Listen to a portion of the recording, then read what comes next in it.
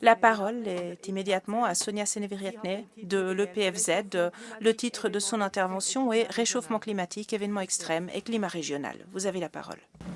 Merci beaucoup. Je vous remercie de l'invitation à venir vous parler aujourd'hui. Dans cette présentation, je vais vous résumer les conclusions scientifiques sur l'état de la crise climatique à l'échelle globale et régionale, ainsi que sur les changements des événements extrêmes. Le rapport du GIEC que j'ai amené ici, c'est le premier volet du rapport du GIEC, porte un constat sans appel sur l'état de la crise climatique. Nous avons effectivement une crise et qu'il nous faut agir de toute urgence. J'ai 5 messages principaux à résumer ici. Tout d'abord, nous avons une crise climatique sans précédent dans l'histoire humaine et nous en sommes responsables. Deuxièmement, aucune région n'est épargnée et la Suisse est particulièrement affectée.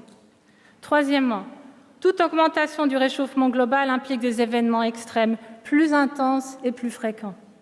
Quatrièmement, il n'y a pas de retour en arrière. Nos émissions de CO2 sur des centaines à des milliers, et si certains impacts sont irréversibles, nous n'avons que quelques années pour stabiliser le climatique à un point. Je commence avec le premier point. Nous avons une crise sans précédent dans l'histoire humaine et nous en sommes responsables. Le réchauffement que nous avons atteint maintenant, nous avons 1,1 degré de réchauffement global, c'est sans précédent depuis 100 000 ans. Il faut s'imaginer qu'à l'époque, les êtres humains étaient encore à l'âge de pierre. L'agriculture s'est développée durant les 10 000 dernières années à des températures qui étaient plus basses que maintenant. Donc nous sommes vraiment dans des conditions qui sont sans précédent dans notre histoire.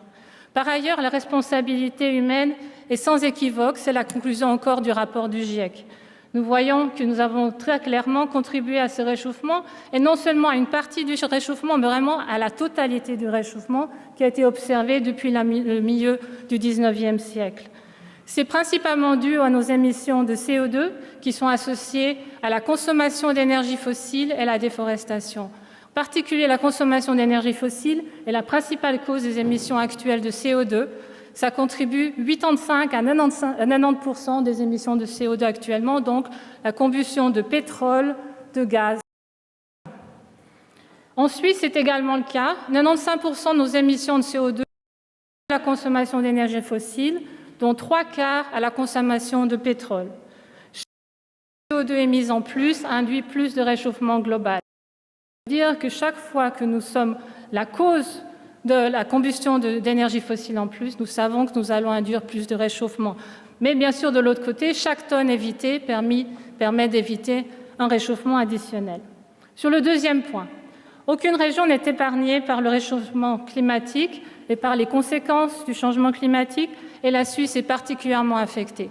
C'est une autre conclusion très importante de ce rapport.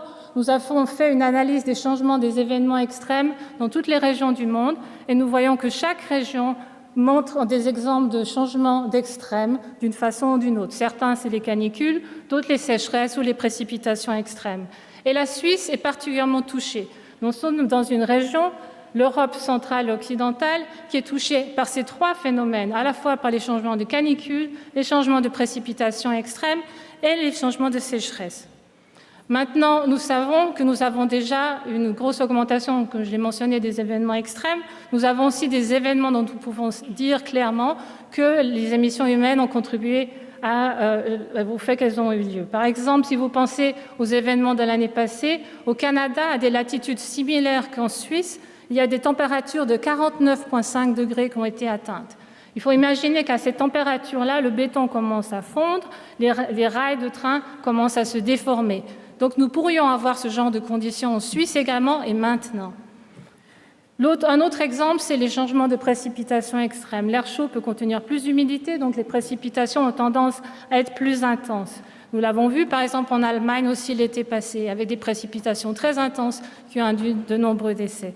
De nouveau, cet événement a eu lieu en Allemagne, il aurait pu avoir lieu en Suisse.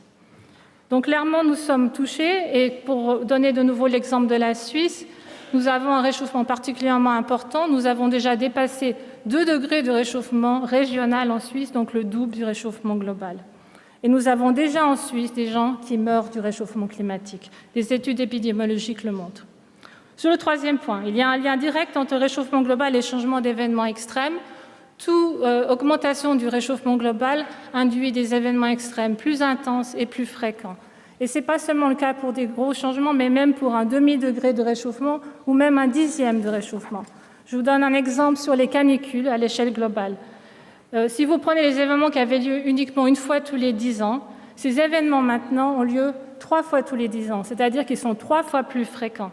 À 1,5 degré, ils auraient lieu 4 fois tous les 10 ans. Et à 2 degrés, seulement un demi-degré de plus, ils auraient lieu 6 fois tous les 10 ans, 2 fois plus souvent que maintenant.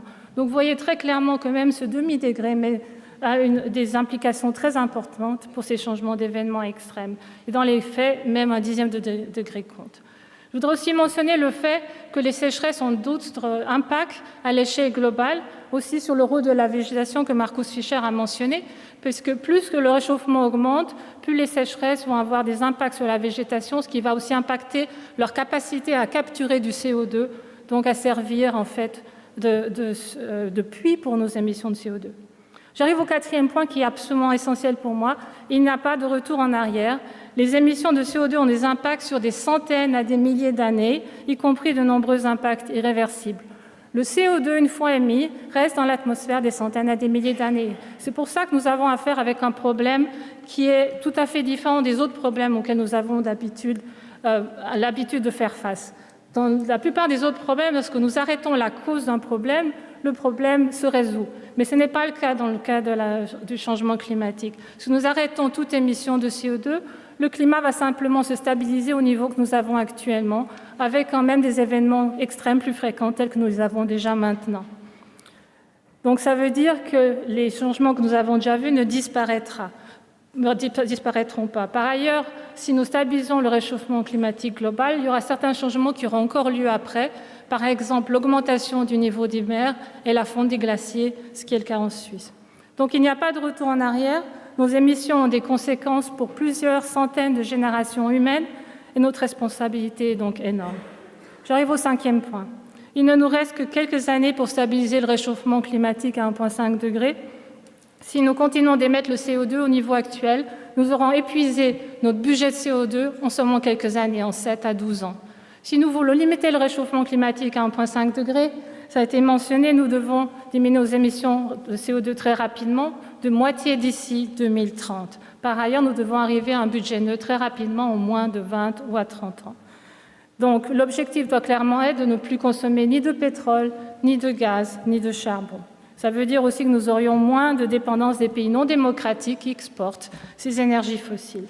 Les présentations suivantes vont nous donner aussi plus d'exemples sur comment nous pouvons résoudre ce problème. Mais effectivement, comme Markus Fischer l'a mentionné, les solutions existent. Ich fasse zusammen auf Deutsch. Wir haben eine Klimakrise. Mon résumé sera en allemand. Nous sommes face à une crise climatique sans précédent dans l'histoire de l'humanité. Nous en sommes responsables. Deuxièmement, aucune région n'est épargnée par cette crise climatique. La Suisse est particulièrement touchée.